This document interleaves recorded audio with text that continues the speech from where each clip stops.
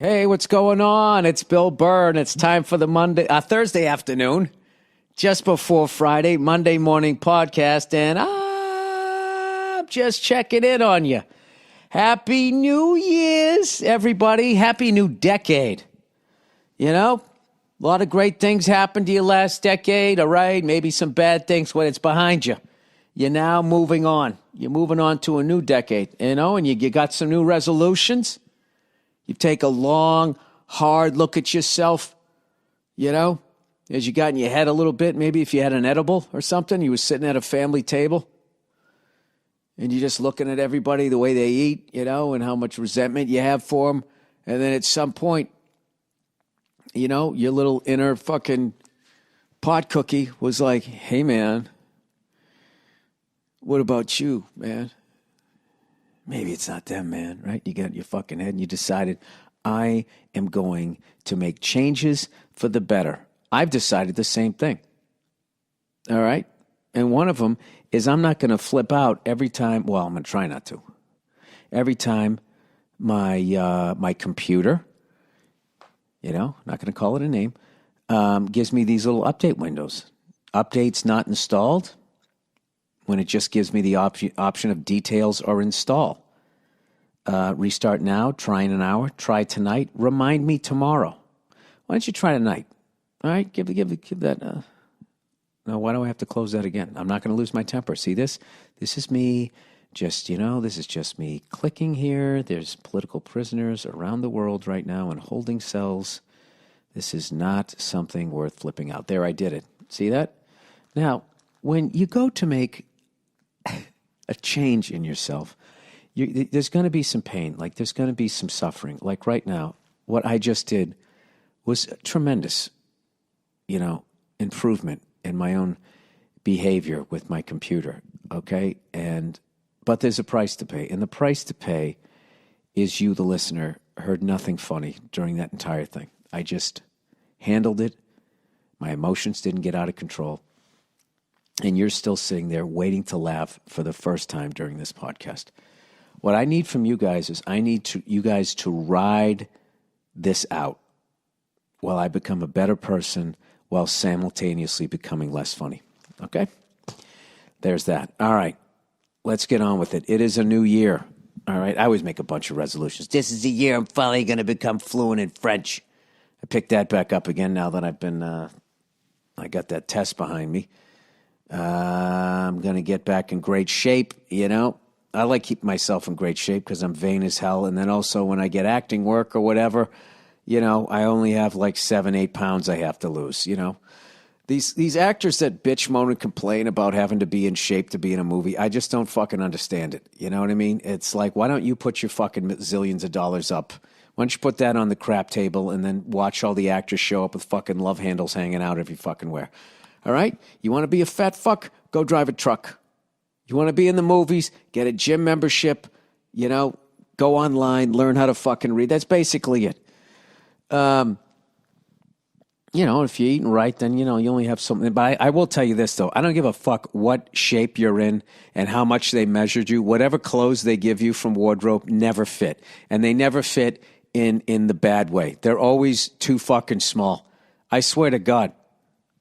The last acting gig I did, I was like dropping weight doing it, and every day the clothes it's like, are you sticking these in a fucking dryer? I'm telling you, they do it on purpose. They make sure that no matter what size you are, your pants don't quite fucking fit, which makes you not go to craft service and become a fucking pig. And I get it. I get it. It's frustrating as fucking hell, but, it's a mind game. So you're like, all right, I get it. Okay. I'll keep eating the salads, all right? But then you don't let it beat you. Okay? You don't eat the cake, and then you have to go throw up behind the dumpster. All right?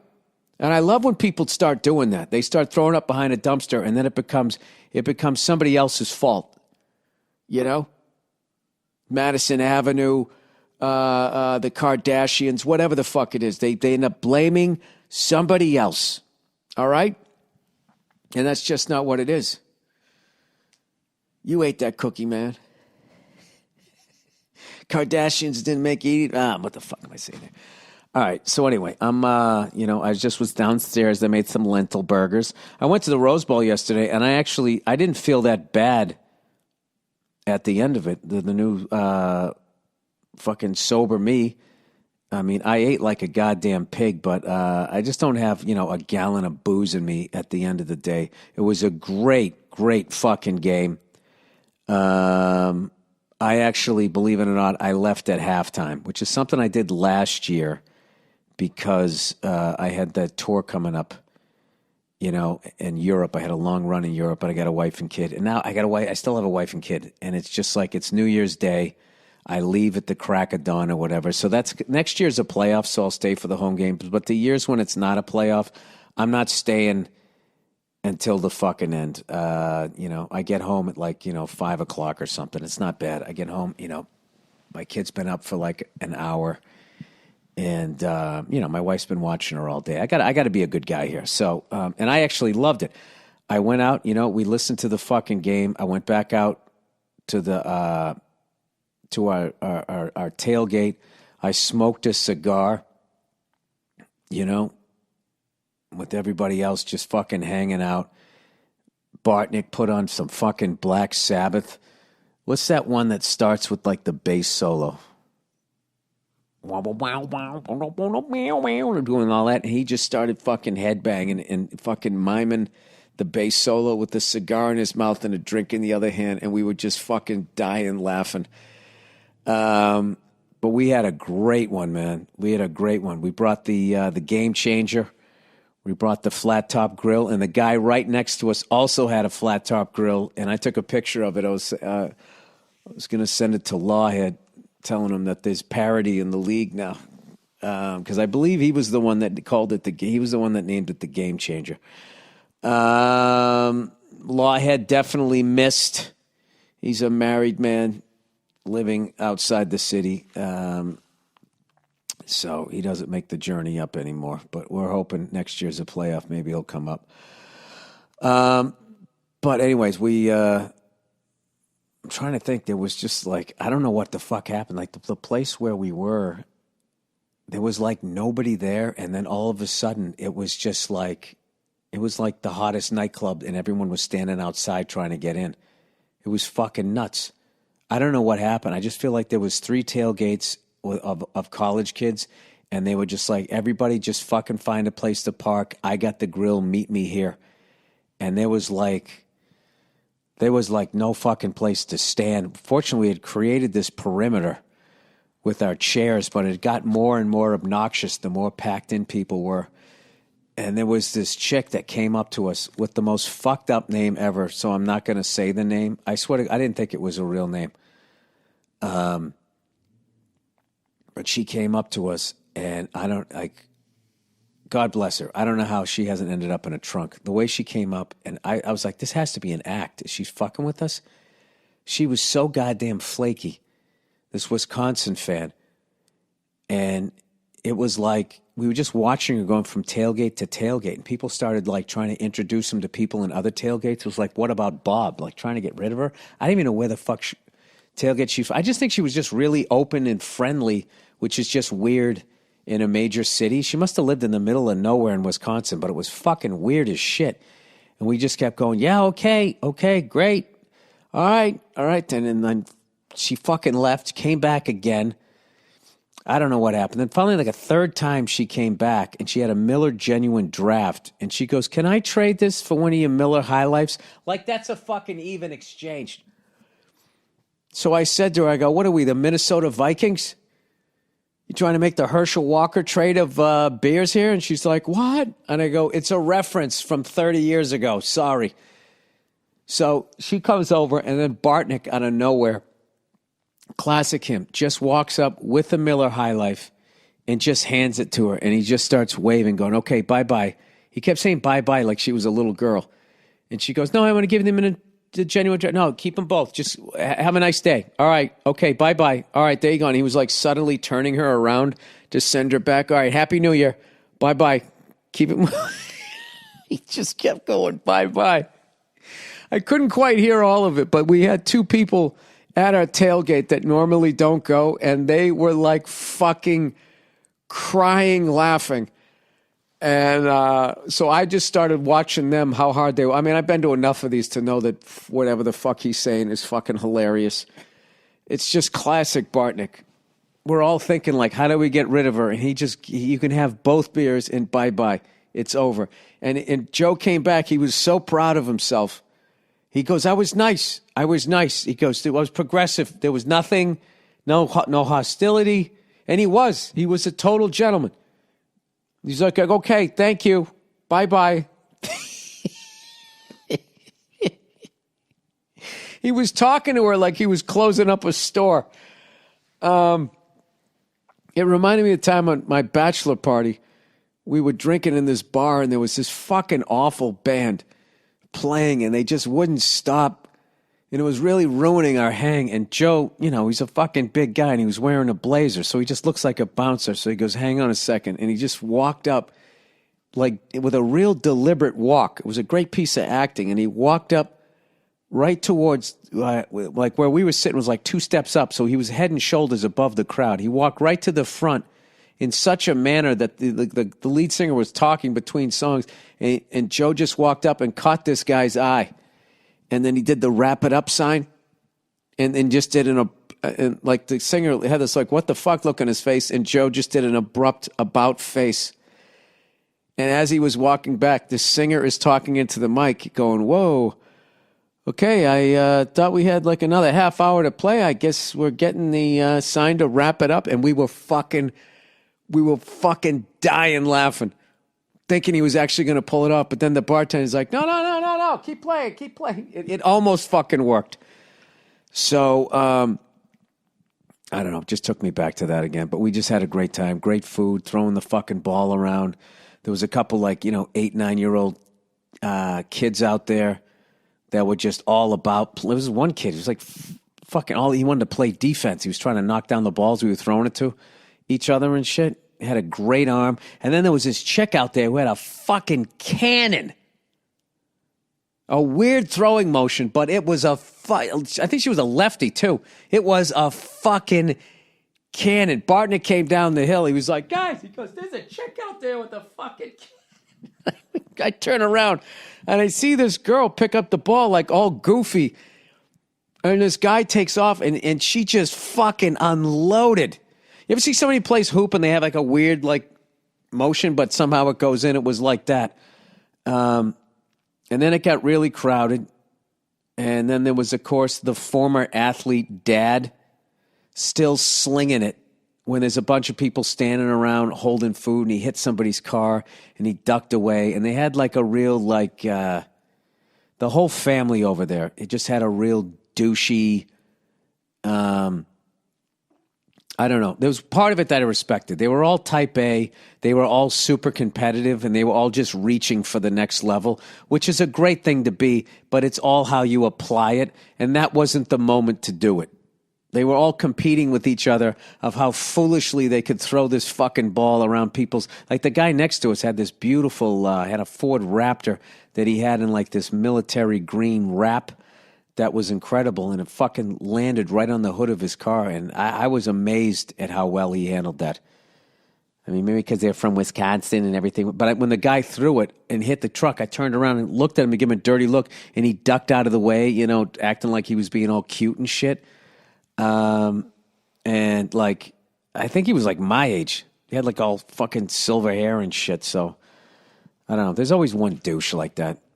But it's a new day, so they don't get a talking to. They just get to make like a cutesy fucking face. But anyways, then we ended up heading in, and we got into the fucking Rose Bowl. I made sure I smoked my cigar soon enough. We got in, and we actually got to see the bands play in the beginning. We got to see the Stealth Bomber go over. Oh, my God, and the lady next to us was fucking hilarious. She was so psyched. It was her first Rose Bowl. And she goes, and when the thing went over, she goes, listen to that, it's so quiet. Sneak up on them Russians or something crazy like that. So I'm like, oh my God, this chick is fucking hilarious. And then when they went to sing the Star Spangled Banner, she was like one of those people that almost had a good voice, but like, in her small town, she had like the best voice. So she was just belting it out. And I'm like, all right, she's fucking going for it. And, they have these stupid fucking cards you're supposed to hang up. When the plane flies here, do this. When it gets on the other side, flip it like that. It's like, hey, I don't fucking work here. Not doing it. I'm an asshole, so I didn't fucking do it. And so after the plane flew over, they were singing like the national anthem. She sang the fucking national anthem. She's belting it out, and when she got to the second verse, she forgot the fucking words. And Bartnick was in front of me, and I was like, just whispering in his ear, going, she forgot the words, man. And Bartnick's shoulders were going. We were fucking crying, laughing. But she ended up being, really cool or whatever. So we watched the first half, and, it was a great game. I usually don't leave games early, but, I don't know. I'm fucking old now. I'm old, and I got a kid at home, so I did it. You guys might give me shit about it. I'm going to hang for the whole game next year because I got the it's a playoff next year, but I think next year I'm actually going to get the flat screen. I'm going to go in for the half, come out and watch the second half, and just sit there and smoke a fucking cigar because I got to admit it was fucking great. It's really great. I kind of talked to the other guys, and they were going dude, I've been lobbying to do this since year 3. And I kind of get it because the tailgate is just so much fucking fun. It was like the perfect weather. You're sitting on the golf course and all of that shit. And I don't know. That's the part you don't want. I always find myself when I go into the game, as much as I'm excited that the game is happening, I'm like, oh my God, that incredible tailgate. I have to wait again for an entire fucking year.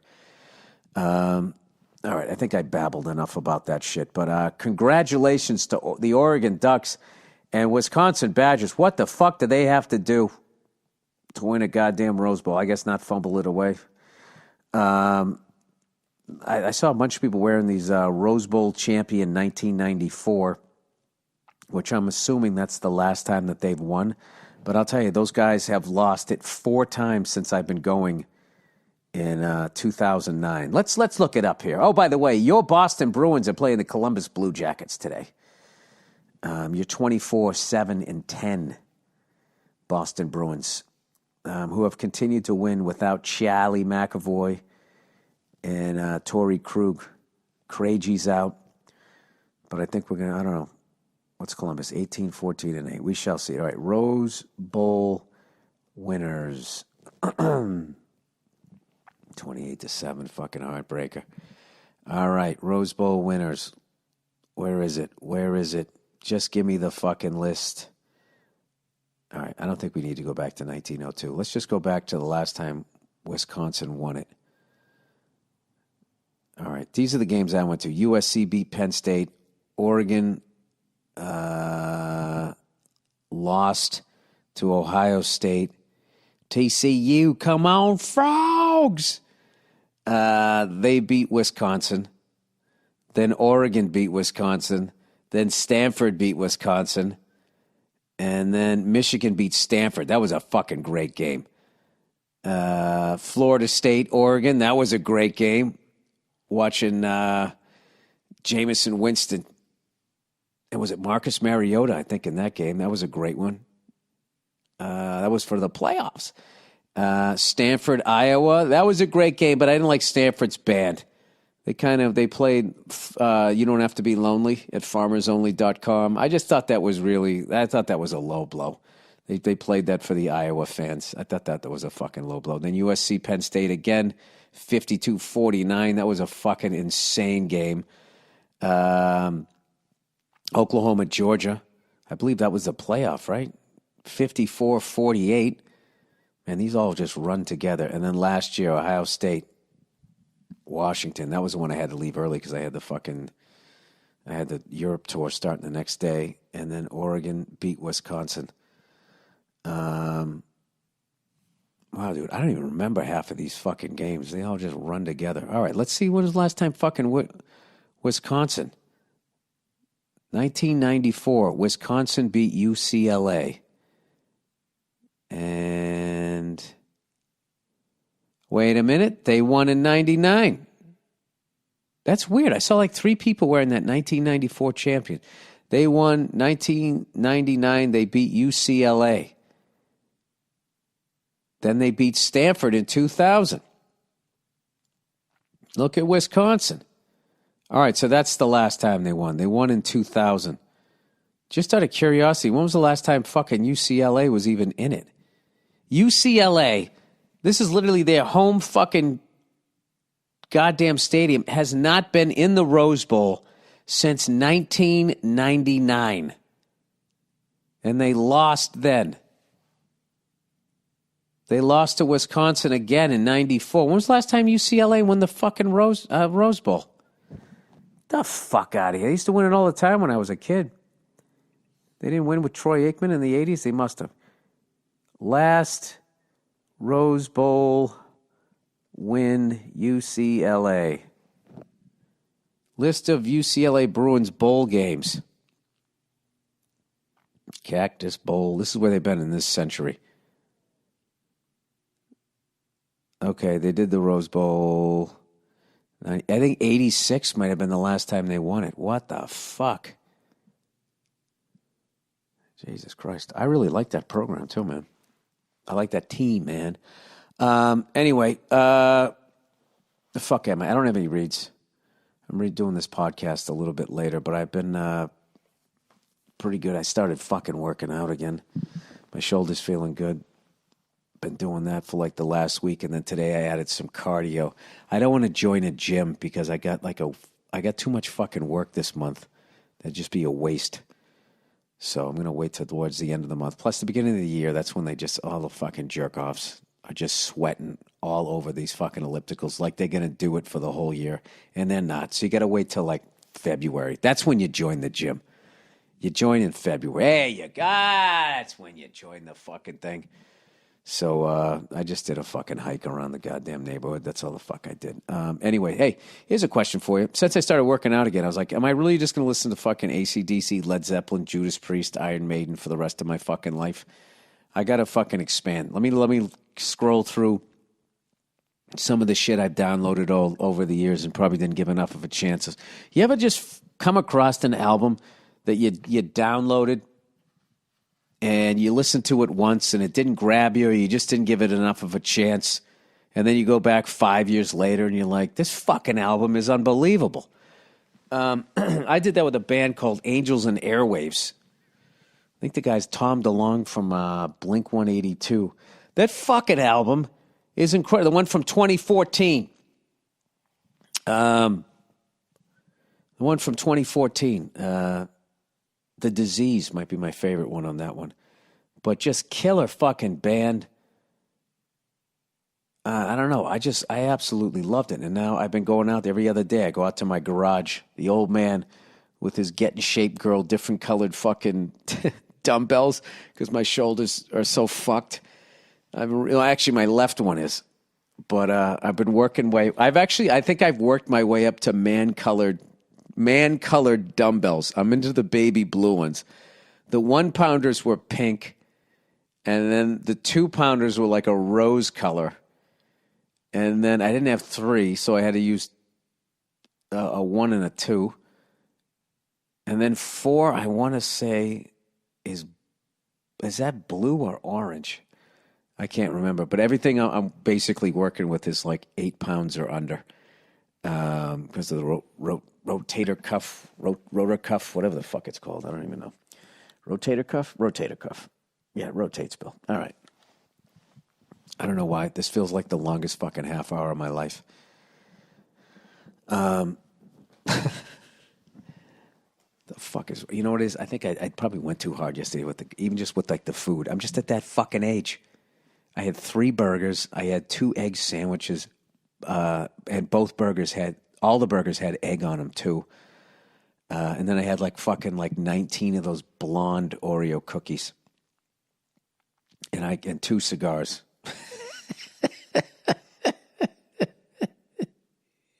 You ever just like do something and it doesn't seem stupid till you say it out loud? That is the dumbest fucking thing. What kind of a fucking way is that to start your year?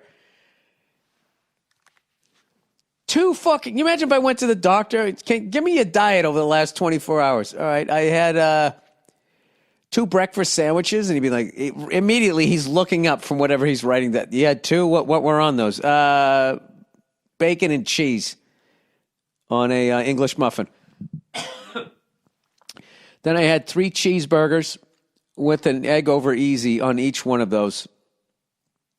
And then I had 26 blonde Oreo cookies.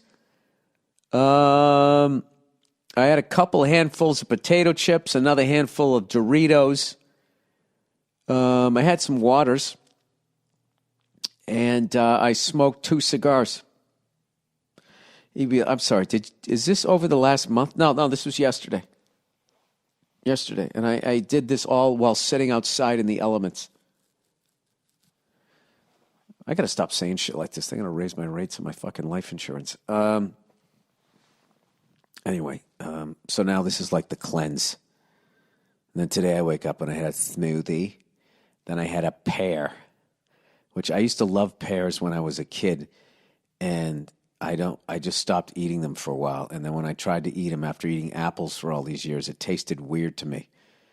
But my daughter has a book because she's almost potty trained. And I swear to God, there's a book called It Hurts When I Poop. Dude. And I'm telling you, like, they draw the poop in the toilet. I mean, it's just so fucking... I don't recommend this book, by the way. I don't. It reinforces... The kids get scared. Like, they're scared to go to the bathroom the first time, but, like, going number 1 is not a big a deal. Number 2 freaks them out. Like, they feel like their insides are falling out. They don't know what's going on. And then you read this fucking book, and it's in my opinion, all it does is it just reinforces the fact that, this kid's scared. Good, I'm scared too. It's okay to be scared. But then they like the resolution. It's like basically the kid comes in and he basically says it hurts when he poops. All right? And if he has to poop, he tries not to poop, and then he gets a fucking stomach ache. It goes on forever. So then the doctor tells some fucking story about a coyote or something named Bill, who when he lived at home with his parents, he was totally neat. And then he fucking lived on his own. He lived like an absolute slob. And then there was nowhere to sleep. His cat had to sleep on his fucking head. And it said the mess was like a bully, getting in the way of all of his fun. It's like, no, it wasn't. You don't create a bully. A bully just comes to you. This dude creates the mess. So then he cleans up the mess. And then he decides he should give himself a party. Because he finally cleaned up his fucking house and decided to live, not live like an animal, but then again, he is a coyote, right? So that's the story she tells. And I got to be honest with you, as an adult, I'm trying really hard to see the metaphor of cleaning out your insides and a fucking coyote, renting a house and letting it go to shit and then cleaning up. I don't fucking get it. So then in the end, she lists a whole bunch of food that makes your poop soft so it won't hurt if you take a shit. And in the thing that makes your poops harder was apples and bananas. And one of the things that made them softer was pears. I was like, well, fuck, I got to start eating some more pears. But then the book just basically ends. She goes, okay, so now you know what to do. She goes, I'm going to call you next week to see how you're doing. And then the kid goes, okay, but don't be surprised if I'm on the potty when you call. Like that little blurb after fucking 20 pages of this fucking kid saying he's afraid to take a shit. And then 8 of those pages being some fucking coyote named Bill or whatever the fuck he is. In a messy house that he decides to clean up, which is his responsibility. He still gives himself a party. You get a party because you did what you were supposed to do, you fucking cunt.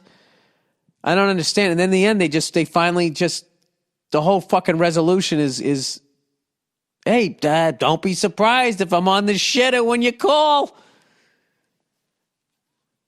So, I don't know.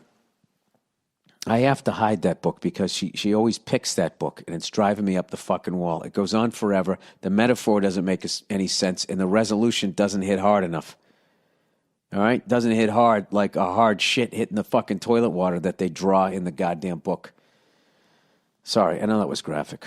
But that's my world. That's the book that she fucking likes right now. So I'm going to I'm going like Coyote Bill. I'm gonna fucking take that book and put it in a different part of the fucking house, and I'm just going to,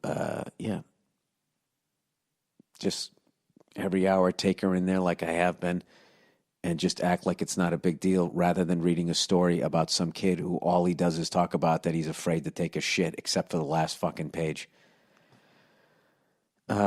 Anyway, sorry, I didn't mean to get emotional. All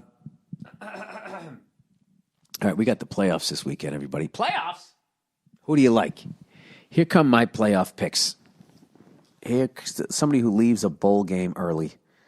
Fuck you, man. I went to 12 of them and stayed the whole goddamn time. All right, I've earned it. I walk out like Mike Pence. One of the worst staged, outraged things ever. All right, what am I looking for? The playoff picture here. It's GarageBand. I don't need that. Ooh, Mon playoff picture. Oh, here we go. All right. AFC wildcards. The Tennessee Titans at the New England Patriots. I say I'm going to go out on a limb and say the Patriots win that one. All right. We're playing a 6 seed. I had the hiccups. That's from yesterday.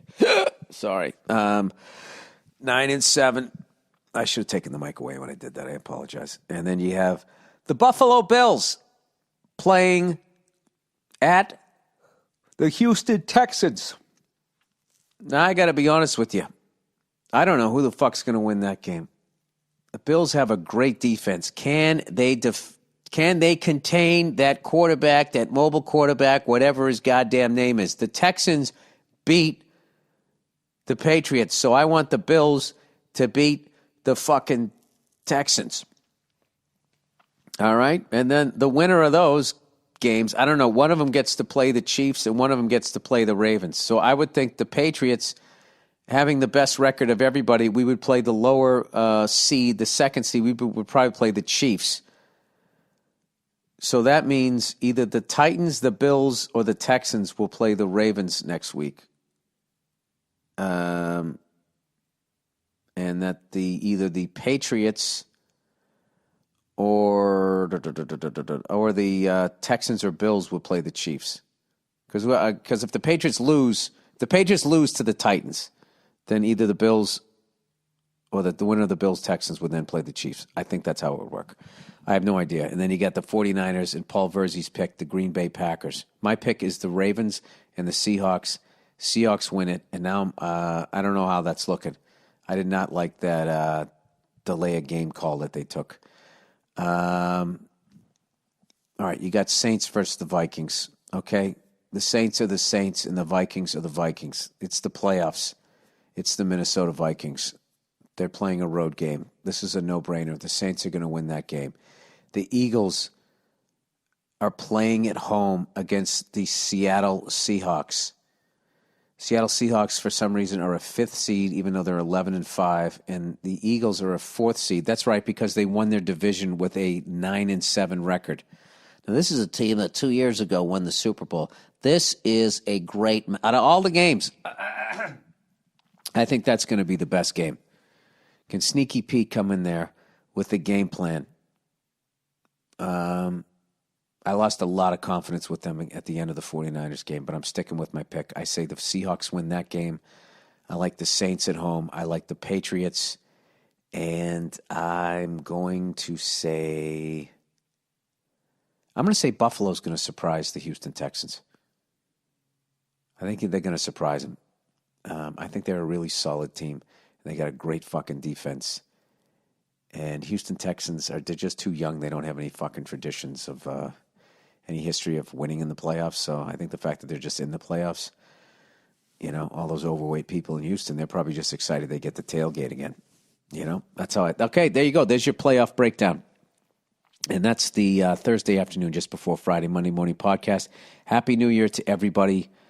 And oh my God, my tour starts next week. Holy shit, I'm back out on the road. On the road again. Chicka boom, boom, boom. I got 2 shows in Memphis with the Rose Bowl tailgate legend Joe Bartnick. That's on Monday. And I believe we're at the Orpheum Theater. And then I'm at the Mahalia Jackson Theater in New Orleans later on that week, Thursday and Friday. And then we're hanging in New Orleans, and we're going to go to that fucking college Super Bowl game. We're going to the LSU Tigers versus the Clemson Tigers. How about that? Huh? And no, I won't be leaving that game early. I know you guys are going to give me shit for that, but I stand by the decision. Underrated. Underrated. Leaving a fucking game early when you got a wife and kid at home and you got a nice cigar back at the tailgate. All right, that's it, everybody. Go fuck yourselves. Enjoy the weekend, and I will talk to you on Monday. Hey, what's going on? It's Bill Burr, and it's the Monday Morning Podcast for Monday, January 2nd, 2012. How's it going? How are you? I know, I'm a day late. I understand. And, I appreciate all the emails I got where people genuinely, can't even say the word. You notice how I couldn't say genuinely, and then I tried to play it off by going, everybody genuinely, just sort of mutter through that word I can't pronounce, that people genuinely showed concern. Where are you, Bill? Did you fall down the stairs? I had a crazy weekend where I was working up in San Francisco, working New Year's for the first time in like 4 years because I go to the Rose Bowl every year on New Year's Day, and I'm just like, fuck this. I'm not working. But how the Rose Bowl works is if January 1st falls on a Sunday, they bump it to Monday because they don't want to compete with NFL football. So that opened the door for me to work New Year's. And I'm like, well, I don't want to fly too far away. I'll I'll go work in San Francisco. Sounds like a good deal to me. I'll fly out of Burbank Airport, this little cute mom and pop airport. You show up. There's like 3 people there. Some old lady gives you a fucking homemade cookie. It's one of those airports. The time for God. And I was going to fly right out, 50 minutes. I was going to land. Me and my girl were going to hang out the night before, right? Going to walk around the city, have a good time, get one of their delicious burritos, and I was going to bang out the show. Next morning, wake up, jump on the first one smoking, come right back to fucking L.A., and it would have been done. End of story. So here's what happened to that. We're driving over, right? I'm like, I'm only going to be gone for less than 24 hours. I'll leave the car at the airport. Everything's going to be fine. As I'm driving over to the fucking airport, a computer calls me. Not a person, not a representative, not somebody with a heart and some sort of life force pumping through the body. A fucking computer calls. I pick up the phone. I'm like, hello. And it's like, hello, William Burr. Your flight has been canceled. You are now leaving the same airport 24 hours later. Go fuck yourself. And that was it. What the fuck? And they were trying to make me leave at 6:30 p.m. My fucking show's at 8. I can't leave that late. So I call up the cunt down there, trying to figure out what the fuck's going on. So what do? They immediately, well, we're sure we don't have any more flights out of Burbank. We can stick you down in LAX. What happened, United Airlines? Because we tried to change our seats and the whole fucking thing was full. Okay? Since when do you cancel a full plane? What happened? Huh? Was the pilot drunk? Is that what happened? Did he knock up one of those stewardesses? Is that what happened? Did they fuck right up in the first class cabin? There wasn't time to fucking to clean up? I don't know what happened. So then they stick me on this fucking flight out of LAX. I don't want to go out of LAX.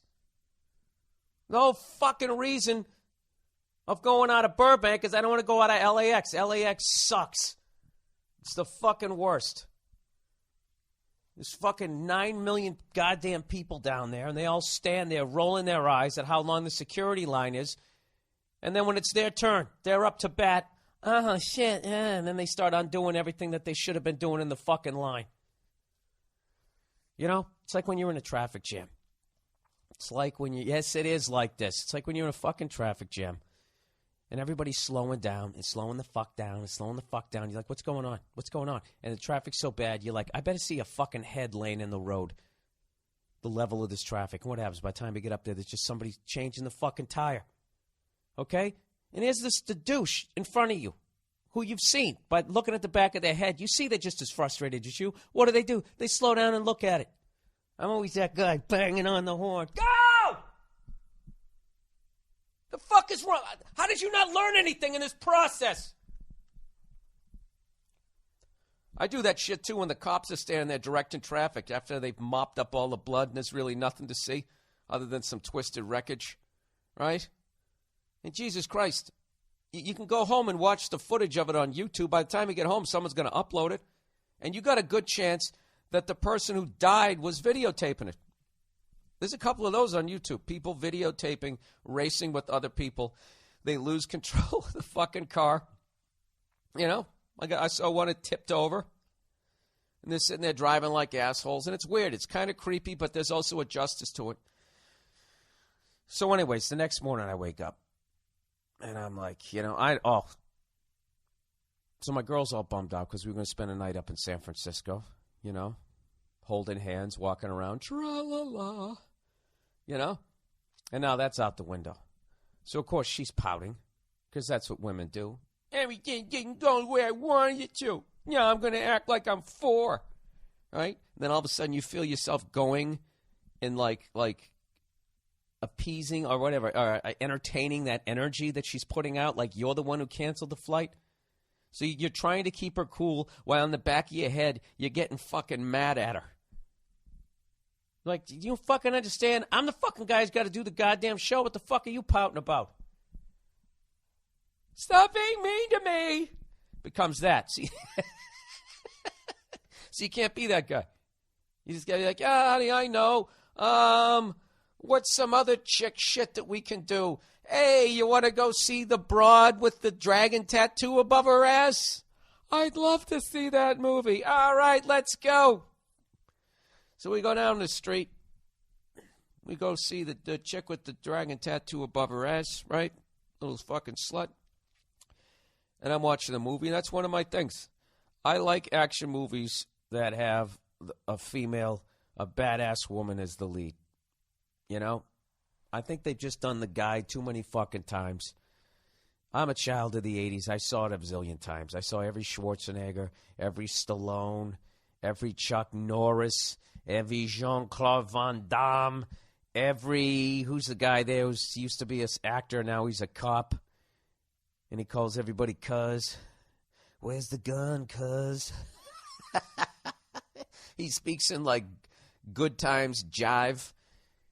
In 2012, Steven Seagal. I saw all of his fucking movies. And, you know, once I saw all, like, collectively, those 200 movies, believe it or not, I started to notice a pattern.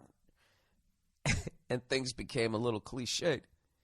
So now they got, you know, so then they kind of backed off the badass guy movie for a while, right? Sort of became more about what the badass guy was saying, more the dialogue kind of badass shit. Tarantino shit came in. The Reservoir Dogs, the Pulp Fictions. Then I got on board with that. But I still miss just the regular old ass-kicking fucking superstar. So one day they go, you know, what if we made the exact same movie except the lead was a fucking lady? And then you know what? I was right on board. It became new again. It's like when they take an old white movie and then they just make it black. You know? It's the same movie, except now it's black people. And I'm fucking right in there. Guess who's coming to dinner this time? Now it's a white guy. Oh, I'm fucking sitting there watching it. I mean, there's only so many storylines. What is Hollywood supposed to do? Do you realize how fucking bad movies are going to be in the year fucking, what the hell are we, 2012? In the year 2100. The only thing that's really going to change is the technology. The Pixar, the Perfect Storm wave You know, at that point, they'll probably have somebody throwing a bucket of water in your face as you're watching it, you know. The movie is so good, one of my friends drowned, right? That's the only thing. But in the at the end of the day, it's going to be the same fucking movie. So I go down there. I go down to the little movie house, down to the cinema. And I come walking in, and I go, let me get 2 tickets to the chick with the tramp stamp right above her asshole. And they go, sir, you can't use that kind of language. What the fuck you mean? You're showing rated R movies. She goes, oh, that's a good point. That didn't happen, but I wish it did. And so we got the tickets. I go in there, get a big fucking Kit Kat. We sit down. We start watching this thing. I'm watching this movie, and 20 minutes in, I fall asleep. Not because it's boring, just because I'm old. I'm at that level. All right, you give me just a halfway comfortable fucking chair, and you turn the lights out. I mean, that's it. All of a sudden, my head gets heavy, you know? I'm like a fucking toddler. I can't hold his goddamn head up. Or maybe an infant. I don't know. I don't have any kids. You know when their head feels like a Nerf basketball? That age, all right? If you don't hold them up, the fucking little baby esophagus starts curving like a question mark, right? That age. That's what I feel like. So, does anything make your girl madder than if you fall asleep in a movie? Are you sleeping? No, I'm just really thinking about the plot. It's so deep, man. This movie's so heavy. So I thought the movie was all right. It was all right. The chick was badass. And I don't know if they were actually fucking. If they weren't actually fucking, that girl should get an Academy Award for the best miming of intercourse that I've seen. I mean, I don't know that 2 people actually fucking could have moved better than the way this chick was moving. It's ridiculous. And there's been a couple of movies, too, where, like, people just are now sticking their faces between chicks' ass cheeks. And I don't know if it's because we've all watched so much porn. I mean, it's fucking insane. You sitting there looking at going like, all right, maybe she's got some sort of special effects undies on. I don't know what, but his nose is up against her fucking hoo-ha. There's no way it isn't. There's no way it isn't. So anyways, we watched that fucking movie, and, we come out of there. My girl's all happy again. I go, look, we're going to take a plane out tomorrow morning out of fucking LAX. We'll be up there in nothing flat. I paid for the hotel room for 2 nights instead of 1. That way when we land at 11 in the morning, I can just fucking walk in there. Or 10 in the morning, I can just walk right in and check in. We don't have to wait. Sure, I'm sorry, you can't check in until 3 in the afternoon. Then you have to check your bags and wander the city like a homeless person. I'll try to put a rush on it, but go fuck yourself, So anyways, we wake up the next morning. And, by the way, the United Airlines lady had a fucking attitude with me. Because she goes, you're all confirmed out of LAX. I go, wait a minute. What about, I thought we had Burbank. She goes, sir, you just confirmed that. And I said, hey, sweetheart, easy with the attitude. You just gave me 3 different flights. One of them I was going to Phoenix first. All right? You're playing flight 3-card money over the goddamn phone here. I don't need the attitude. And she said, I'm sorry, sir. And I go, all right, Happy New Year. And then I look, and then I thought I hung up the phone, but I didn't. And I go to my girl. Jesus Christ, what a fucking cocksucker. And then I just heard, boop, beep, boop, beep. Her, like, pushing buttons. I don't know. I don't know if she was still listening or what. Whatever. Back to the story. So we wake up the next morning. Okay, whatever. We've been delayed 12 hours. Let's go down to fucking LAX. Stand in 800 deep line to go on a fucking 50-minute flight. All right? We go on, check our flight. Our flight is delayed an hour, and we still don't have any seating assignment. And I was like, you know what? Fuck this. Fuck this. We're driving up. All right? We're fucking driving. I don't give a shit that it's 5.5 hours. We're driving up. And then instantly, all the stress of the day went away. Because now, my destiny was back in my own hands. Okay? I didn't have to go down there and plead with them to get me a fucking seating assignment. Like I was in fucking Vietnam trying to catch that. That's such a hacky reference at this point. Like I was in Laos trying to get a fish taco on fucking Dictator Day. I got to read more. That's what it is.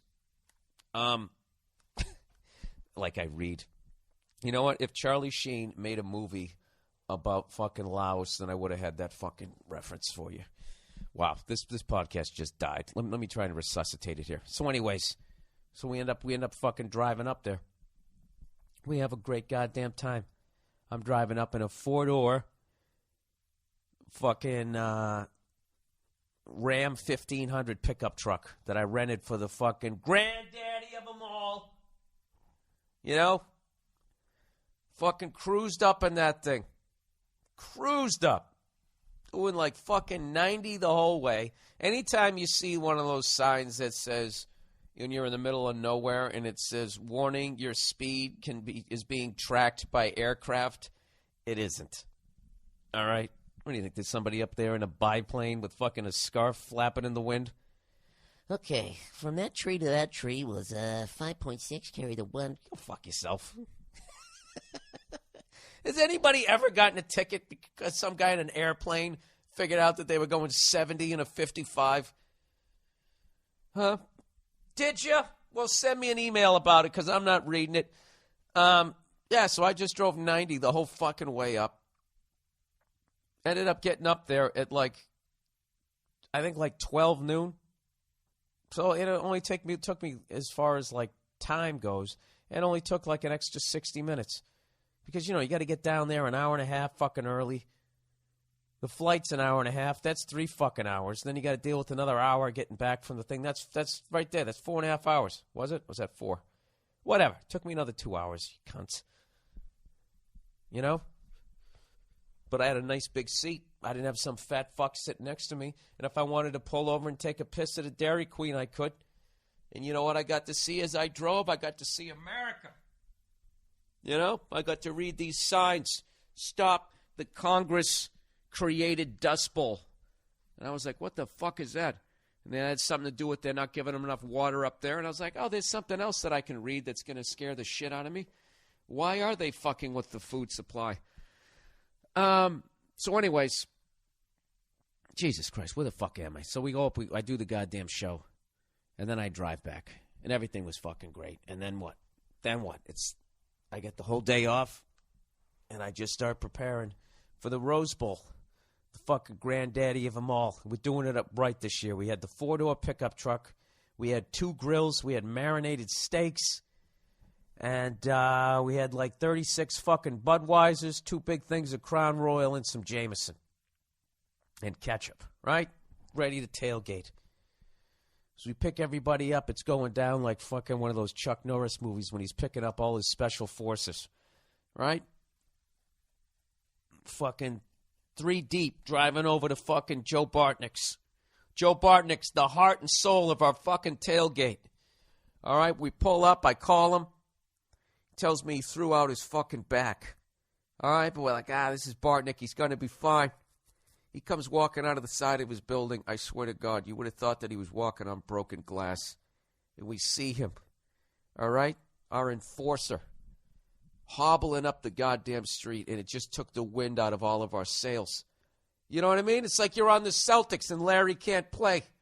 And he got the Lakers that day, you know? And he comes walking up, and we're all legitimately concerned about him because we can tell he's in a ton of pain. And he opens the door ever so gingerly. And before any of us can speak, he goes, you know what, boys?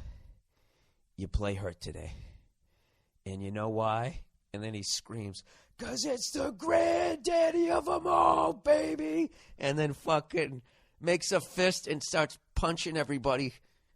Instead of doing a fist bump, he's punching your fist. And then we knew it was on. You know, it's like somebody took away Christmas and then all of a sudden they go, just fucking with you, and they flip the lights back on. And I got to tell you something. Every year I tell you guys all these hilarious fucking stories at the Rose Bowl, but this year we drank so much, I really can't remember anything. I can't remember a fucking thing. All I remember was we pulled up.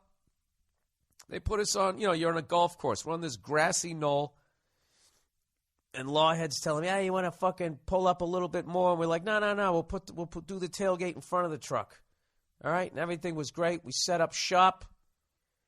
Everything was iced down, and I opened that first Budweiser, huh? The king of beers at the granddaddy of them all. And I drank it like it was nothing. And I was like, wow, that went down really smoothly. And then I saw the Crown Royal sitting there, and I just said, hey, I go, who wants a heater? And that's really the last thing that I vividly remember. I had no nourishment in my stomach. I had a beer, and I poured basically a quadruple. It was probably maybe a triple because there was a lot of ice in there. And I had both of those before I had my fucking omelet. And it's weird. Like, I don't not remember the tailgate, but I don't really remember it. We were there at 8:30. The game didn't start till 2, and I felt like I was tailgating for like 20 minutes. That's all I remember. I remember Bartnick at one point. We were unloading, and all of a sudden he just yells at the top of his lungs. He goes, ladies and gentlemen, welcome to the granddaddy of them all. And basically scared the shit out of 90% of the people around our tailgate, which was great. He basically pissed on our whole territory, and nobody fucked with us for the rest of the time. What else happened? I remember this fucking hot chick came over, this Wisconsin. I know, right? Hot chick from Wisconsin. Who would have thought? You know, they usually look pretty banged up. They're fucking banged up out there. You know, they're going to school and they're working on the farm. Just taking all 4 fucking seasons right to the face. You know, with a side order of cheese. I mean, that's hard living up there. Look at those people. They don't know any better. Look at the Green Bay Packers. Is there any fucking logical reason why they're that close to the Arctic Circle and they still play the game outside? I mean, I feel it should be played outside. Abso-fucking-lutely. You know? But the level of pussies that are in this country now, I can't believe they haven't, we need some sort of retractable dome. And they don't. They sit outside. Showing up in earmuffs and a fucking fedora, just like Vince Lombardi. They don't know any better. It's not because they're tough. They don't fucking know any better. That's why they eat the way they eat up there. They don't know any fucking better. You know what's the funniest fucking thing? Is bringing up any sort of healthy eating to somebody from Wisconsin. They immediately just fucking wrinkle up their goddamn noses. You know? And it's not even like, oh, that's gay, I'm not eating that way. Like, the literally eating in a healthy way disgusts them. They react to vegetables the way most people react to, like, sardines. So this fucking hottie shows up, right? She's got the, they got the Badger red and white fucking overalls. She's wearing a pair of those with nothing but a fucking tube top underneath it. You know? A little raven-haired cutie with brown eyes, skin all fucking tan, a little sexy tattoo on the fucking side. And she comes walking over, goes, hey, you guys want to do a Dirty Sanchez? And I'm thinking, what the fuck is a Dirty Sanchez? I mean, I've heard of this, the sex one. What are you talking about? And she had some tequila, and she had, and then she had this big jar of pickles. So they're fucking doing shots of tequila, and right after you drink pickle juice. And I know that sounds disgusting. I gotta tell you, it was the greatest fucking thing ever. 'Cause I don't care how hardcore you are. There's no way to drink tequila without making that I just drank some tequila face. And I took a shot at the tequila, and like an asshole, I was so drunk, I didn't get how she explained it to me. I was trying to reach in and take out a pickle. I was going to eat it. She's going, no, you drink the juice. I'm like, well, oh, that's how you do it. All right, let me try it again. So I did another shot, and then I drank the pickle juice, and I got to tell you, it was fucking tremendous. You know, you take a shot of tequila, and you feel like somebody punched you in the throat, and then you drink that room temperature pickle juice, and it's like somebody gives you a hug. Like, oh, sorry about that. I know that was your larynx, and that probably hurt, you know? So I learned that. So there you go. That was the problem. I was drinking Budweisers. I don't even know what the fuck happened. I remember standing in a line at one point going, is this the line to the bathroom? And they were like, no, it's the line to the gift shop. And there was this giant building with this huge sign that said Rose Bowl Gift Shop. And the guy I asked had that, please don't punch my wife or scare my children look on his face. And I was like, wow, I think I'm really fucked up. And I don't know. And then I went into the game. I was completely fucking wasted, but I remember the entire game. It reminded me of the old, like, San Diego Charger, Miami Dolphins matchups back in the day when there was just, like, no fucking defense. The fuck was the final score? It was like 45-38. And I was so bummed out when that dude didn't spike the ball in time. You know, because I was like, here we go. He's got one shot going down, you know, in the end zone. One shot in the end zone for the granddaddy of them all. Let's see it. And then they tweet, he didn't get it off in time. And we're all sitting there like, you got to be fucking kidding me.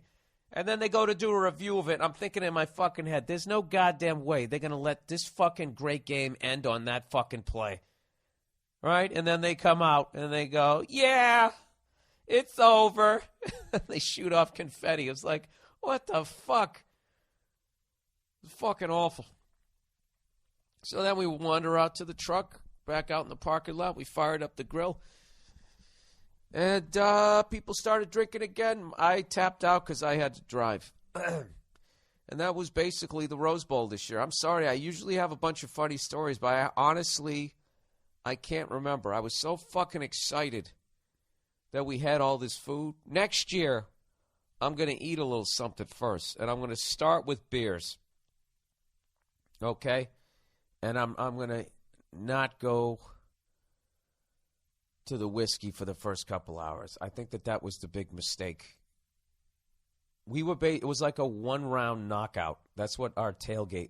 But first, we were like out on our feet for the final fucking 11 rounds. I remember at one point talking to somebody's wife saying, you know, because, you know, the wife, of course, didn't want him to go. You know, I can't tell it's because, you know, probably because she was smart.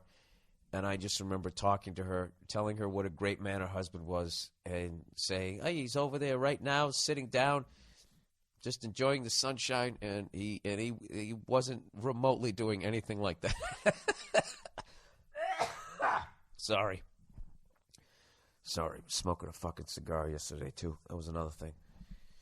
You know, and I was so drunk, I kept forgetting it was in my hand, so then it would go out, and then I'd have to relight it, and I was too drunk to fucking, you know, do the get it to going. I was actually inhaling, so I don't know. Yeah, we had 4 Ricky Ricardos. Fucking smoked those up. And I remember getting a pretzel. I'm just going to piece this whole fucking thing together. Like the guy who played Han Solo, you know, with the one-armed murderer. The fugitive. What the fuck happened? I remember standing in line and getting a pretzel, and they go, you want salt or no salt? I go, I'll take salt. And it was so fucking salty. I just remember just flicking the fucking salt off, and it was getting all over my shirt because I'd already put mustard on it. Trying to flick the salt.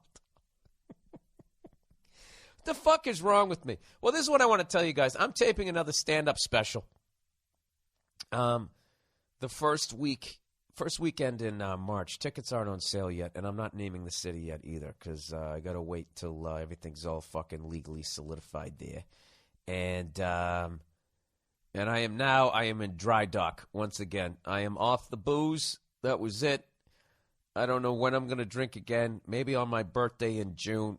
I like it. I had a great time drinking yesterday, but I am banged up.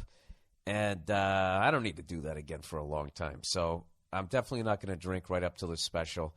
And then by then I'll have a good fucking 60 days in. I'm like, let's go for 100 days again. Let's go for 200. Then I'll try and break my fucking record, 367 days. And in the meantime, I'll keep the weight off. I won't become Billy Fatface. That's what it's all about. I don't want to be Billy Fatface walking around. Oh, look at him. There's a guy I went to high school with. Look at his fat face now. I don't want to be that guy. I don't want to be a tub of shit. It's one of my big goals in life.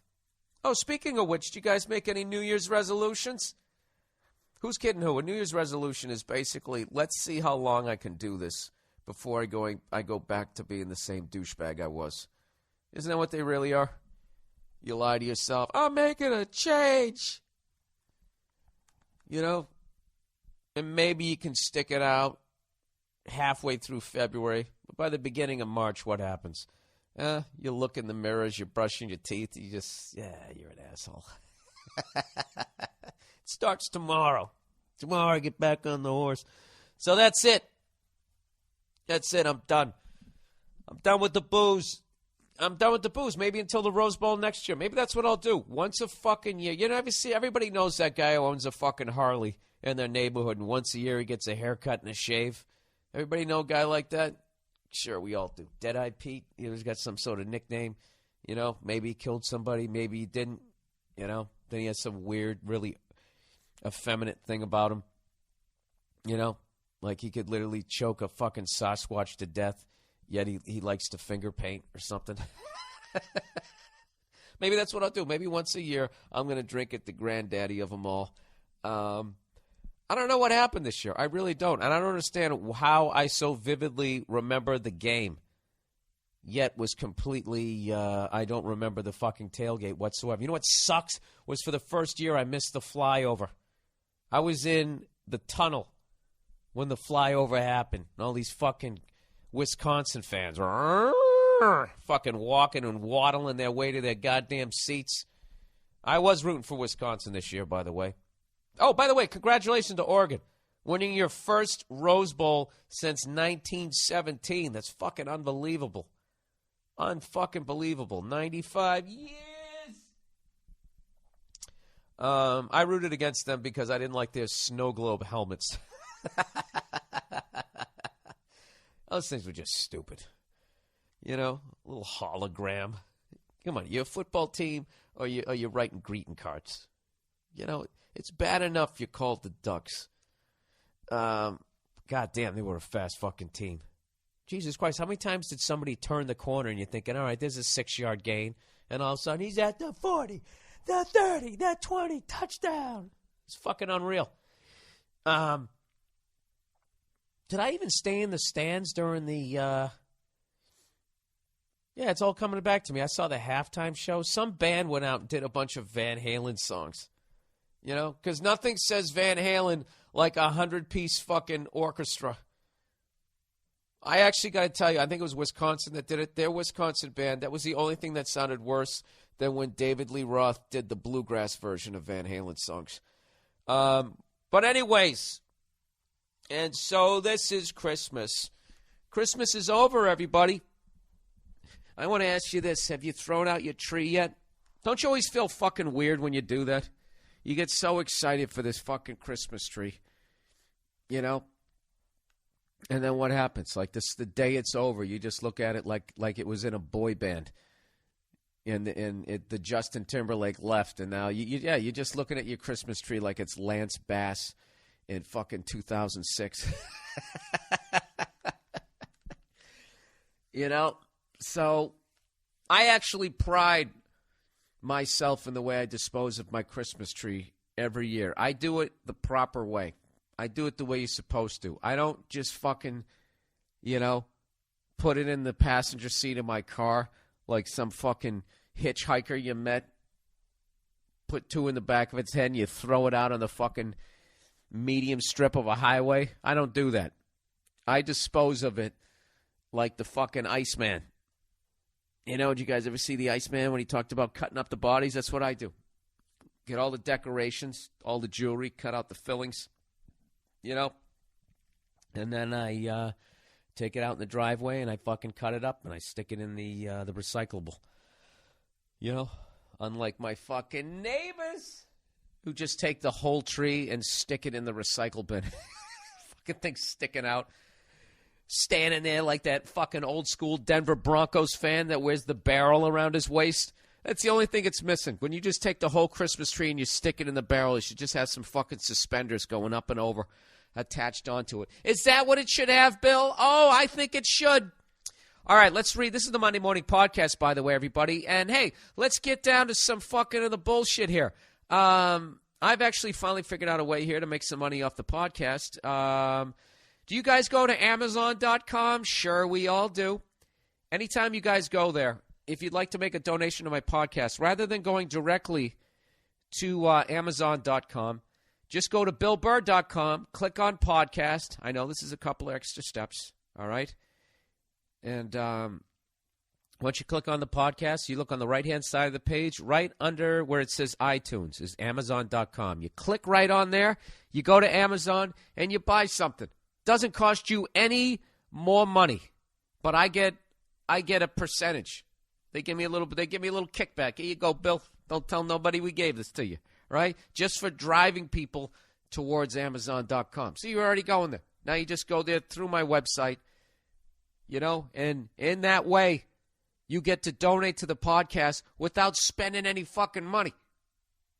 I'm not telling you to go to Amazon.com and buy something you don't want to fucking buy. I'm saying when you go there, go through my website. Click on the Amazon.com, and you buy something. And then 10% of whatever I make, I'm going to give to the Wounded Warriors Project. So it's a way to support this podcast and support the troops and get yourself the fucking, I don't know, whatever the fuck, the Radiohead anthology, whatever the fuck you're buying over there. Who knows? And speaking of that, I also have another sponsor. What is it? Stamps.com. That's the latest one. If you go to Stamps.com, you know what? I was too drunk yesterday to try and fucking remember how this one goes. I don't remember how this one goes. I'll let you know about it next week. But it's basically Stamps.com. You know what happens. You go down to the fucking post office. You got to stand in line to get stamps to go up to one of those grumpy people that's going to end up shooting up the fucking place, right? What do they say? Going postal. There's a reason they say that. Those fucking people are dangerous down there. Now, I'm usually against that automated shit. All right? I don't like that automated shit down at the grocery store, but those fucking the goddamn people behind the register don't shoot up the fucking grocery store every 3 goddamn days. All right? But this shit, I fucking hate the post office. They're a bunch of cunts. There, I said it. You go down there, you stand in the fucking line, you're standing there for 20 fucking minutes, you finally get up to front just to buy a book of goddamn stamps, and the douche puts this window's closed. And then goes over and eats a fucking chicken salad sandwich where you can see him. I fucking hate those cunts. And to the point I actually started using the automated machine down there. It's something else I don't fucking like. Because when you stand in line, where is it? Oh, automated machine. It's going to be so fucking easy, right? No, there's some asshole up there sending out his Christmas cards to 400 fucking relatives. He's got to weigh packages and all that shit. And what's the problem there? He doesn't work at the post office. He doesn't know how to fucking do it. But if you go to Stamps.com, everybody, you just fucking bing, bang, boom, you click it, you get some goddamn stamps, and you don't have to go down there and put your life in jeopardy. There. Stamps.com, everybody. Go fuck yourselves. How was that for a read? Did you like that?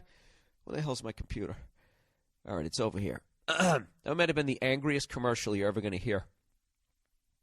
We liked what he was saying. If he could just not say it so angrily. All right, last week I asked the ladies to justify the divorce laws. Okay, and you know what? Not a goddamn one of them could fucking do it. So for some reason, some guy decides to write in. I was basically saying, justify to me, why Kobe Bryant's wife deserves $190 million. Justify it to me. Don't say, well, because that's what the law says. Don't say that. Justify the reasoning for it. And I use the example. If I asked you, why is it illegal to kill somebody, you wouldn't be like, that's what the law says. You'd be like, life is the most precious thing on the planet. We all need to respect people's lives. If you do not respect somebody's life, we can't just have people going around taking other people's lives away like they're the Lord, right? You could justify the reasoning for it. You know what? And nobody can do it, including this douchebag. This guy goes, Bill, here's why she deserves the money. And then he goes on and says, marriage is nothing more than a legal and or religious fiction that makes two people partners. Wow. There's some new information. When two consenting adults get married of their own free will, they are volunteering themselves into an official partnership where both parties agree that their lives and assets are now shared equally, unless they agree on a prenup. Do you see the difference here? This guy is basically he's basically in an elaborate way going, that's what the law says. He's not justifying it. Justify to me why. Why does that law exist? I know why I shouldn't kill you. I shouldn't take your life away. It's your life. You get one of them. I shouldn't take it away. It totally makes sense. It's logical that we can't have people going around killing one another. You know? Unless they're evildoers. But you can't on any way justify somebody getting $190 million of NBA championship rings and they've never even fucking hit a layup in the league. Did she ever even play basket? There's no, you cannot logically tell me. You can't justify it. But, sir, all you're doing right now is you're telling me what the fucking law is. I understand what the law is. I understand that I live in California, and if I get married and I don't have a fucking prenup, okay, she is automatically entitled to half of my shit. She's entitled to half of my shit. It doesn't make sense, though. I'm telling you to make sense of it. Don't tell me. You're basically going, you know, there's a law in Alabama. If you're in a car with a girl who's 17, she ain't got her shoes on, that's statutory rape. And then I go, justify that law to me. Where is the rape in that? What is that? And when two consenting adults get into a car and the one with the pussy takes her shoes off and she's 17 and under, that's not justifying it. Then he goes on to say, why would any person who's worth substantially more money than the other agree to such an arrangement? Now you're just saying Kobe's fucking stupid for doing this. That's not my question, Brad. All right? He goes in the end, he goes, if Kobe had suffered a career-ending injury when he married his wife, and then she went on to win the Super Lotto and had $100 million, I guarantee Kobe would want his split, and he would deserve every penny. Okay, why? Why would he deserve every penny? Tell me why. I'm not saying that he wouldn't ask for it. You're not answering the fucking question, Brad. Answer the fucking question. Why? You don't fucking deserve it. You don't. You don't. If you go out and you marry the greatest composer of all time, and that person composes this timeless fucking music that for fucking centuries people are going to be listening to and analyzing, and during the course of that, you made hundreds of millions of dollars. Okay? I understand why that person made hundreds of millions of dollars. I don't get why, if he then gets a divorce from somebody who can just sit there on the couch eating fucking Doritos all day, when they get divorced, why they're entitled to half of the fucking riches. Stop explaining. I know the law says that that's why they should. The law says that they are legally entitled to. I'm saying, what is the reasoning behind that? Okay? I get it. You don't want a bunch of guys going out starting families and then fucking walking away. I understand that. But at some fucking point, you have enough fucking money. She should just write her a check for $20 million. $20 million is more money than most people will ever make in their fucking lives. Most people won't even come close to that in their fucking lifetime. Will not come close to that. She's getting it all at once. You get $20 million. You are set for fucking life. But that's not enough for these cunts. They get $190 million. And this is what fucking kills me. They're worth 9 figures. They haven't accomplished anything in their life. I understand why Kobe is worth $300 fucking million. You see this guy this past week? He's got a fucking... He has an injury that most people would have sat out 6 months of the season. This guy is a fucking warrior. This is a Celtics fan saying that. That guy is a fucking warrior. Okay? They don't make guys like that. Guys like that come around once every 2-3 generations. That guy's the fucking man, and he is worth, I understand why he's worth $30 million. I, for the life of me, do not understand. I cannot justify whatever the fucking law says. Fuck that law. Justify it for me. You can't do it. You guys had an entire fucking week. Nobody can do it. And one guy named Brad basically just told me what the law was, but he didn't justify it. Why does that law exist? Why isn't there some sort of fucking, oh, shut up, Bill, we got it. All right. This fucking drives me up the fucking wall. These fucking goddamn bum-ass fucking women can't even tie their goddamn shoes, are walking around multi-millionaires. I saw one time this fucking lady, she was married to this guy in the NBA, and the guy fucked around on her, and they get a divorce. Yeah, got a divorce. Okay, yeah, he fucked around. Yeah, he fucked up. You know? And then she goes out, takes all this fucking money, and drives around in a car with a license plate that says his money. I just think, like, this, the arrogance and the self-entitlement, like, I am entitled. Well, you cheated on me, therefore I'm entitled to hundreds of millions of dollars. You're not. You're not, but you are, because that's what the law says. It's the stupidest fucking thing ever.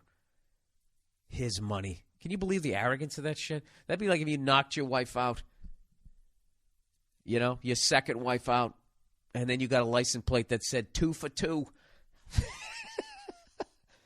You said 2 for 2, and then every guy on TV was going, that's right, like totally backing it. You fucking bum-ass broads, go out and get a fucking job. Go invent something. Earn your fucking money. Fucking cheated on you. Of course he did. He's doing what he's supposed to be doing. You get a fucking champion racehorse, what do? Does it go out and fuck one horse and that's it? No, they send it out to stud because it's got that championship gene pumping through his blood. You know why there's so many mouth-breathing fat fucks on airplanes? Because of the marriage laws, because you only can bang one of them. And our great ones with that fucking thoroughbred semen are supposed to stick with one person. Are you out of your fucking minds? All right, that was ignorant and disgusting. All right, let's plow ahead here. Okay, the question is still open, still on the table. Tell me why,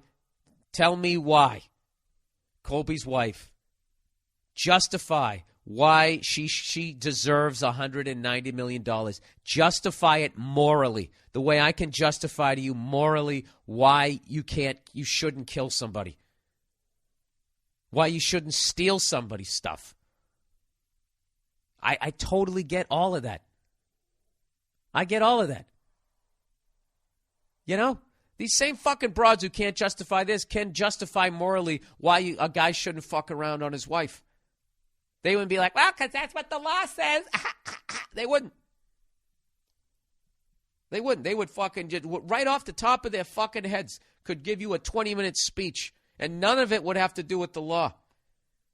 It would all have to do with love and trust and relationships, and they could morally justify it. This fucking law, there's not a fucking broad out there, a guy out there that can justify somebody who sits around all goddamn day, not doing shit, and then being entitled to $190 million of Los Angeles Lakers championship money. If you had an alien land on this planet, the first question would be, well, does this person play for the Lakers? Does she work for them? Did she draft the players? Did she design the uniforms? What does she do? Does she really? Really? And then that would be it. He'd take out his little laser gun and he'd shoot her in the twat, and that would be it. But sadly, we don't live in a world like that. All right, advice for the week. Number 1, Bill, my wife and I are both workout people. Triathlons, half marathons, etc. You guys are going to get his and her hip replacements in your fucking early 60s. Last year, we started attending a class. Oh, dude, this is fucked up. I remember this one. Last year, we started attending a class to help with this. Oh, we're working out. And the instructor seemed like a good shit. We got along great, and he works for the same company we do. This is a huge company in, I'm not going to say where. So it's not like he sits next to me or something. Anyway, we really enjoyed this guy's class, and he would email all the people that took the class regularly telling them what they needed for that day's class, weights, a mat, jump rope, etc. It's P90X oriented. So since we were both on the mailing list, we knew his email address. I started to see things happening. My wife was emailing him a lot. He was emailing her a lot. It was a conversation between them via work email, which is okay, I guess. But then they started texting each other. Oh, Jesus. And it was frequent. I'd come downstairs and hear her phone snap shut, and I'd say, who are you talking to? She would always say, no one, or just checking my messages, etc. Being that I'm a system engineer in technology, I called bullshit and proceeded to capture her passwords on the laptop downstairs. Jesus Christ. He goes, I know, but I wanted to see what was up. So I got her password, logged into her phone account online, and lo and behold, she was texting this guy back and forth. First of all, dude, how did you capture her password? This is why I don't bank online. I don't do any of that shit. This is it's a secure site. No, it isn't. Anyways, so he finds out that she's texting this dude. Both of them are texting back and forth. And he says, I'm not just saying during the day a few times. I'm saying throughout the day and up until 11 p.m. at night. Even after midnight and while I'm lying in bed next to her. She would always get pissed if I said anything about who the fuck are you talking to at 11 p.m. We became mutual friends with this person from the start, and I asked some girls I knew and some guys that both knew him, and they both said, yeah, you need to address it. So I called the dude one night and pretty much said, stop fucking texting my wife at night. Or you and I are going to have a problem. And he immediately shut it down. This guy's 5'7", 150 pounds, and not some stud or anything. I'm 6'1", 200 pounds, and could easily stomp his ass out. Let's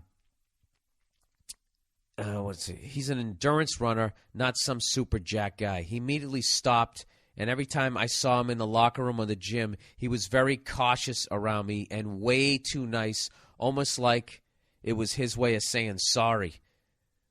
Oof. Everything stopped after that. My question is, was I right doing this? Addressing it with him. Basically, texting has blurred the lines between what's okay and what's not. Guys and girls always say, oh, it was just a text, but no big deal. But I think that's horseshit. It's the same as a phone call to me. So if you want to call my wife while I'm in bed with her, go for it. But they won't. Texting is a bitch move, which is why so many people get busted doing it. If they want to email each other at work and discuss workout routines, I get it. But having that instant connection through your phone, no matter where they are, is a little odd, especially while I'm in bed right next to her. Am I wrong for putting this bitch in line and telling him to stop it? Yeah, dude. You know what? The only reason why you're asking me if you're wrong is because you busted your fucking wife, and right now she's mind-fucking you, manipulating you, trying to get you. She's basically almost done it. Almost flipped it around. You're actually questioning, am I fucking wrong for fucking catching my wife texting with this other guy at 11 o'clock at night? There's only one reason you text somebody at 11 o'clock at night. Two reasons. Either you ran out of gas or you're trying to fuck them. That's the only two reasons people text at that fucking hour of the night. He's trying to fuck your wife. All right? And I don't know what's up with your wife. Okay? Because you're going, who are you texting? Oh, nobody. Right there, the fact that she goes, oh, nobody, and slams the fucking phone shut. Right there, she knows she's doing something that ain't fucking cool. Now, this is a very fucking touchy subject, all right? Because this involves the woman cheating. And guys solve problems with violence. So I'm not trying to fucking egg you on here, sir, but you definitely did the right thing. And that's really a what the fuck situation that you're in. That ain't fucking cool, all right? I'm going to step outside of your situation now, sir, all right? Other than say that you 100% did the right thing, and do not let her fucking worm her way out of it. All right? Personally speaking now. Now I'm talking about me. I'm stepping away from this story. If I caught my girl doing it, that's a fucking wrap. It's over. The relationship is fucking over. Go fuck yourself. All right? It's over. It's over. I know where the fuck this is going. I know where the hell this is leading. What the fuck are you texting this guy for at 11 o'clock at night? You want to suck his dick? Why? What is he telling you how to do the perfect jumping jack at 11:30 at night? He couldn't tell you that at 4? He has to email you, text you fucking 9,000 times during the course of the day to tell you how to do a fucking push-up? Give me a fucking break. You're flirting with this guy. You want to fuck him. So, relationship is over. Happy fucking. Bum-ba-dee-da, bum-ba-dee-da, bum-ba-dee-da, right? Happy trails to you. Get the fuck out of here. It's over. That's how you got to handle that thing. The same way fucking Kobe's wife when she busted him cheating. Rather than taking that big Tweety Bird diamond that she got from him, right there, the relationship, it's fucking over. It's fucking over. Trust is gone. It's fucking over. But he's worth hundreds of millions of dollars, which for some reason she's entitled to half of it. So she stuck around. She stuck around. Put in her 10 years. Now he has to pay for her fucking life. For the rest of her life, he has to fucking support her like she's a goddamn child, and it's legal. Somebody please justify that. I'll never get over it, people. I'll keep going back to it till one of you motherfuckers can morally justify the reasoning behind that fucking law.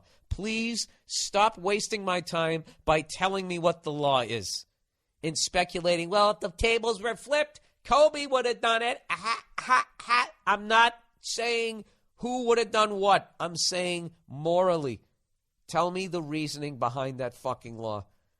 Okay? The only thing I can think of is that back in the day, guys would start families and then jump on the horse and say, I'm fucking out of here, and they just left.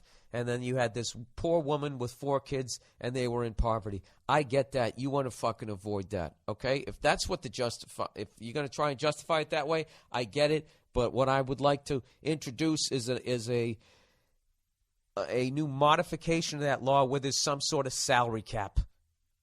Okay? I don't think just because you married somebody who's rich, man or woman, that gives you the fucking right to sit on your goddamn ass for the rest of your fucking life and get arrogant license plates saying his money, her money. I didn't pay for it. Ha, ha, ha. I mean, right there, you wonder why people get killed. That's the kind of shit right there. That's 2 minutes for instigating right there if he comes over and fucking slaps the goddamn spit out of your mouth. Why did you do it? Look at her license plate, Your Honor. Yeah, you know what? That makes sense. The fuck is wrong with you? What do you have that license plate for? That's not how it works. I don't care that she's being a cunt. That's no excuse for treating her like one. All right, advice number 2. Dear Bill. Bill, I met you after a show in Pittsburgh. The black guy with the hot Latina, and we laughed about my shoes matching my outfit. Welp, my beautiful girlfriend for the past 3 years has a little bit of insecurity issues. A lot of those absolutely gorgeous women do. And you know why it is? It's because their level, without even reading this shit, the reason why I think a lot of them are fucking insecure is because they're beautiful. And that goes away after a while. So the clock is just fucking ticking. You know, if you were just some regular douchebag like me, there's no pressure going back to your fucking high school reunion. I mean, the expectations are so fucking low. You know, it's easy to surpass them. Like, oh, geez, he didn't get fat. This guy's awesome. But if you're a fucking hot chick, it can only go downhill. And I also think that they have the same insecurity a rich guy has, where a rich guy's like, this woman's just with me because of my money, not because of who I am. I think that they have the insecurity that this person's just with me because of my ass and titties. Hi. All right. For some odd reason, she feels the need for me to prove to her that I love her whenever we're in a public setting. So recently, during some Christmas shopping, she got upset that I wouldn't hold her hand as we walked through the mall. She proceeded to catch one of her spicy Latin attitudes with me. See, now, if you were white and you said that on TV, you would have to apologize for 9 weeks when you would lose your job. Why does it have to be spicy? Are you saying that Latino people are like their peppers? All right, I'm going to stop commenting and just plow through this. Okay, so I handle the situation like a G, parentheses, gentleman, and completely ignored her ass until we got into the car, and I finally had enough of her telling me how I don't love her and how she wants me to love her. Oh, I don't love her, how she wants me to love her, and how unaffectionate of a man I am. And you know what, dude? That right there is probably how you got this hot girl, because you weren't the first guy sitting there with your tongue hanging out of your mouth. You acted like you didn't even give a fuck, which fed into her insecurity of like, oh, my God, is the expiration date hit? Am I not hot anymore? Look at me commenting again. All right, I swear these bitches are so unappreciative. This is funny. You call them bitches. Why can't these bitches understand how much I appreciate their ass? Every weekend, Bill, we do something. Dinner, movies, plays, etc. But because she has a vag, she has to find something to complain about. I think it's because women have this trait where they feel a strong need to be miserable. No, dude, you know what's going on is you're spoiling her. You're taking her to dinner, movies, plays every fucking weekend. Now she's come to expect it. You know what I mean? It's just become part of a routine. It's not special anymore. So now you have to do something extra special because special isn't special. You know? That's what you know what? Oh, gee, I'm going to have to whisper this shit. We were up in San Francisco, right? I lit up my credit cards this Christmas, all right? My girl had a great fucking Christmas, all right? It's 3 days later. We're up in fucking San Francisco. She wants to go shopping. I'm like, for what? You didn't get enough, you know? So she knows I'm right. So what does she do? She tells me she wants a goddamn candle. Okay? Because it's not expensive, but she'll still feel like she got something. Because I don't know what it is. They always got to get stuff. There's always got to be some sort of a goodie bag. And you know what? I wouldn't get it for her. I wouldn't get it for her. I go, you're done. No, I'm not. It's over. My credit cards are still glowing. I'm not getting you shit. And, you know, she's cool as hell. So she just kept laughing because I was being unbelievably rude and I was being really loud. I was just joking around. And, but still, that's the thing. And I just kept saying, I spoil you. I'm, you know, we're shutting it down for a while. You're not getting anything until Valentine's Day. You know, you want something now? I'll get you a little bag of Fritos. What do you think about that? Maybe something to wash it down with. And then what they do is they immediately get mad. And then all you do is you don't take the bait. They want you to get mad so then they can turn it into a fight about something else because they know you're fucking right. All right? So let her be mad. All you got to do, you just got to stay fucking calm.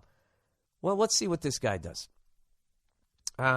So anyways, he goes, so we are driving along the highway, leaving the mall, and she's still bitching. And finally I tell her, you know what? If you don't like the way I express my love for you, then step off. Got to read that quote like a black man. I can't. I'm not even going to try to. So immediately, I actually read that. I read that like a douchey East Coast white guy. Then fucking step off. How did you? If you don't like that motherfucker, then step off, bitch. How was that? Was that good? I know it wasn't. Well, then don't ask me to do it. All right, plowing ahead. You know what? I might have like a fucking substitute black guy for when black guys write some shit in here so you guys can read it the way you're supposed to say it. Other than that, you're getting fucking a cracker-ass read and you're going to have to live with it. All right, so immediately after that, after I said that, this bitch starts throwing these accurate and quick-ass Pacquiao combos. She's punching you. Mind you, I'm doing 65 miles per hour down the highway, trying not to hit the guardrail, while at the same time getting this crazy bitch off me. Luckily, I didn't crash my year-old Mercedes. This guy's hilarious. Come on, dude. Do you love this girl or is she just another accessory? My year-old Mercedes with the Corinthian leather. I get pulled over, or God forbid, seriously injure us. I mushed the hell out of her and held her face against the passenger window. Totally acceptable. The mush is the gentleman move. You can't punch her. You just hold her head up against the glass, you know, so the people on the other side get to see what her face looks in a funhouse mirror. In order to decrease her reach while steering the car on the highway and absorbing her manly combos. Got to give it to her. The bitch had a mean right. So if you can picture me driving, I can totally picture this, dude. I've lived this. So you can picture me driving down the highway in a bright red Mercedes. Okay, I didn't ever had a Mercedes. It was more in a 83 Ford Ranger with black vinyl seats. Swerving like some drunk, in and out of lanes, steering with one hand, and stiff-arming the shit out of my girl as if I'm posing for the Heisman Trophy. After she stopped beating my face in, she had the nerve to say, I hit her, and hurt her worse by pressing her face against the glass. Are you fucking kidding me? This bitch almost took both of our lives. Long story short, as soon as I was able to come to a safe and complete stop, I kicked the bitch out and haven't heard from her since. This was 3 weeks ago, and it's all for the best. That type of girl can never be satisfied, which is something I've learned the hard way over the past 3 years. But this was the straw that did it. So my question for you is, was I wrong in this situation, and do I owe her an apology? No and no. All right? All you can do is break down your game plan. All right? This is where you fucked up. You took the bait. All right? She kept bitching and bitching and bitching and bitching, trying to make you mad. She got you to do exactly what she wanted you to do. So that gave her an excuse to do what she wanted to do, which was fucking flip out and yell. All right? That's what they do. When they know they don't have a fucking leg to stand on and they know they're wrong, what they then try to do, not all of them, and not in every situation. But when they're not going to be an adult and just say, you know what, you're right, I'm being fucking crazy right now, I apologize. Okay? When they're not going to take that adult route, what they then do is they just push your buttons and they just try to make you mad, and they just keep pushing you and pushing it and pushing it and pushing it until you then flip out and say something fucking crazy like, well, if you don't like it, then why don't you get the fuck out? And then they flip out. All right? So what you got to do is in the future is you just don't take the bait. You got to recognize, they're doing the fucking Dennis Rodman thing to you. They're baiting you into a penalty. That's all they're doing, okay? And the ref always sees the retaliation. That's basically, it's the same fucking thing. So in the future, just don't get mad. It will drive them up the fucking wall, and you won't believe the amount of arguments you're going to start winning. Because in their effort to piss you off, they're going to cross like 10 other lines, all right? Now, when they cross 10 other lines, if you take the bait and then go even further down the road, that's all that's remembered in the end. As you then try and piece together who said what when. But if they cross 10 lines and you don't take the bait, they are 10 lines beyond where the fuck they should be, and you got them dead to rights. And you just have to maintain your fucking cool. Now, getting back to this other shit is you do not owe her a fucking apology. All right? It's absolutely fucking ridiculous. It's absolutely childish. And you can't, as an adult, expect somebody to not hit you if you're hitting them. All right? She's basically asking you to extend a common human-to-human courtesy that she's not extending to you. So she can go fuck herself. You definitely, I don't know if you made the right move. Now, I don't know if you walk around calling her a bitch and that type of thing. This is you just trying to be a tough guy. Going, then this bitch said this, and this bitch said that. That's another thing. Don't go around calling them bitches, because that just kills your argument. Don't ever call them bad names, all right? Just hold your ground.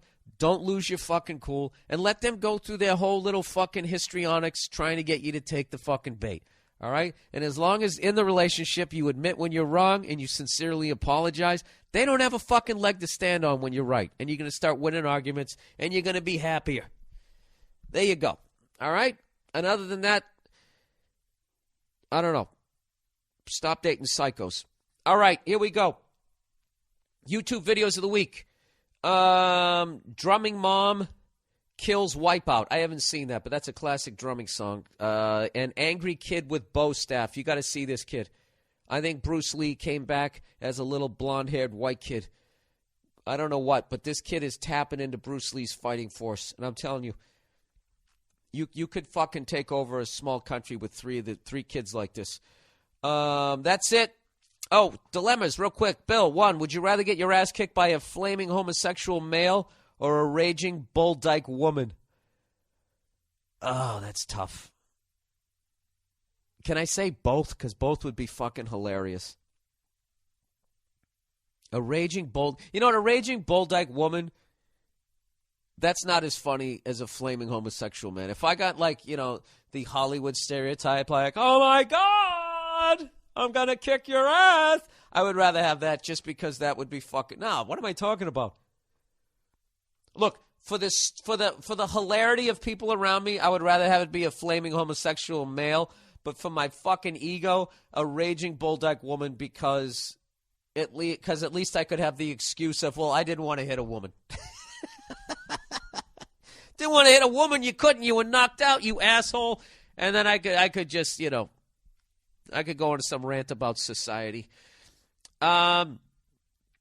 Anyways, number 2. Hey, Bill, should I bang my coworker's girlfriend who is allergic to rubbers and has 3 baby daddies, or remain a 29-year-old virgin? All right, that's one's bullshit. That doesn't exist. If you're a 29-year-old virgin, you don't know how to get fucking laid, and you would never have that fucking conversation with somebody pre-sex, you know, talking about condoms. So I'm not even going to answer that one. But just in case it's true, should I bang my coworker's girlfriend? No, you shouldn't bang your coworker's girlfriend. You're fucking with your ability to have a job, pay your bills, and eat. Who's allergic to rubbers? No, you don't want to get... Okay, you're going to get some genital warts out of that. That'll be the least of your fucking problems. Or remain a 29-year-old virgin. Remain a 29-year-old virgin, sir. Why don't you go to 29yearoldvirgin.com and find some other 29-year-old virgin, and you guys put on fucking raincoats and have at it. Why don't you do that? All right? That really wasn't a dilemma. That was more advice. That's the podcast for this week. Happy New Year, everybody. And like I said, if you want to go to Amazon.com, if you're going to buy something, please go through my website, click on the merchandise button, click on the Amazon thing. You'll give me some money for the podcast. You'll donate to the podcast, and 10% of it goes to the Wounded Warriors Project. That's it. That is the podcast. You know what I haven't done in a long time? I haven't hyped any of my fucking dates. Let's see. Where's old Billy Fatface going to be? Oh, I just belched. I got fucking heartburn. Events. I am going to be, the next dates I have, January 20th, I'm going to be at the House of Blues in Houston, Texas. January 21st, I'm going to be at the Paramount Theater in Austin, Texas. And then we're into February. February, I'll be in Charlotte, North Carolina, Alabama, Birmingham, and Atlanta, Georgia. That's like the week of February 8th. I'm going to get those dates up today. Hopefully, if my agent is back from fucking vacation, I'll get the actual dates, which he already gave me, and I fucked up. And after that, I'll be February 17th at the Fox Theater in Connecticut, at Foxwoods, and the Bergen PAC Center in Inglewood, New Jersey. Theater at Westbury, New York. Look at that. Look at that. Oh, and there it is, Lincoln Theater. Lincoln Theater. I actually already have it up. March 3rd, Washington, D.C. That's where I'm taping my special. The secret is out. That's it. That's the podcast for this week. Go fuck yourselves. Don't take any shit. Happy goddamn New Year.